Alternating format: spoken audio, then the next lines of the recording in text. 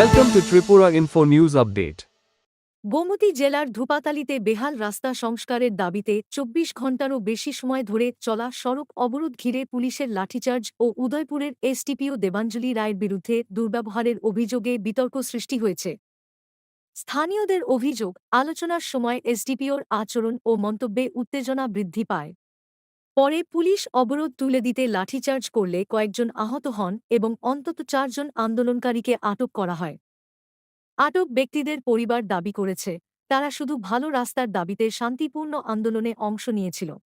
অন্যদিকে স্থানীয়দের অভিযোগ, দীর্ঘদিনের সড়ক সমস্যার সমাধান না করে প্রশাসন বলপ্রয়োগের পথ বেছে নিয়েছে। ঘটনার ভিডিও সামাজিক মাধ্যমে ছড়িয়ে পড়ার পর বিষয়টি নিয়ে ব্যাপক জনসমালোচনা শুরু হয়েছে। বিরোধী দল ও সুশীল সমাজ ঘটনার নিরপেক্ষ তদন্ত এবং দায়ীদের বিরুদ্ধে প্রয়োজনীয় ব্যবস্থা নেওয়ার দাবি জানিয়েছে। দিল্লির মতন তো ঘটনা হয়েছে না ভাই, আমার কাজ তুমি আমাকে শিখাইতে না তো। না, ওনার হ্যাঁ তো কোনো দোষ নাই। সে আসলো তো গ্যাদারিং এ, দাঁড়িয়ে আসিল। সে গ্যাদারিং এ আসলো, ঠিক আছে, দাঁড়িয়ে আসিল।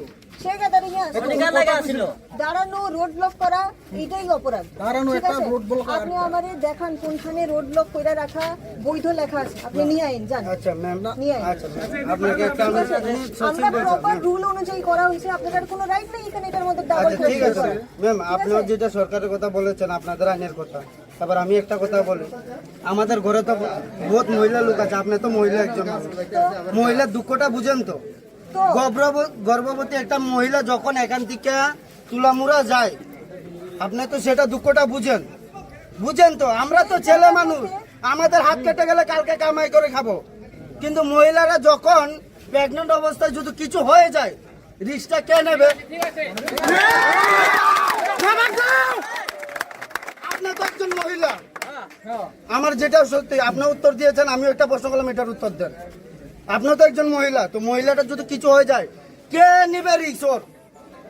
আমি তো একজন না, সিম্পল, আমি একজন পুরুষ লোক, ওই মহিলাটাকে বিয়ে করে ওর ভরসায় আমি বাঁচি, তো মহিলাটার কিছু হয়ে যায়, আমার জীবনের লাইফটা কে দেবে?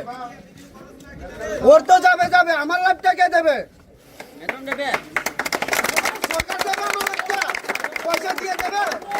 পয়সা দিয়ে একজনের লাইফ কিনা যায়? যাতে রাস্তা করা হয় এটার জন্য সমস্ত তো আচ্ছা 5 বছর পরে একটা রাস্তা রিপেয়ারিং করা হয়, রিপেয়ারিং করার ওটা সরকারের আইনের মতো আছে। আজকে 15 বছর ধরে এই রাস্তায় কোনো রিপেয়ারিং হয়েছে? রিপেয়ারিং এটা আমাকে আমনের আইনের কথা যখন বলেছেন, আমিও আমনের আইনের কথাই বলেছি। 5 বছর পরে একটা রাস্তা রিপেয়ারিং হয়। ম্যাম, আমিও গাড়ি চালিয়েছি রাস্তা। হ্যাঁ বলেন। সবাই তো আপনারা তো কইছে বারবার কথা শোনো আগে।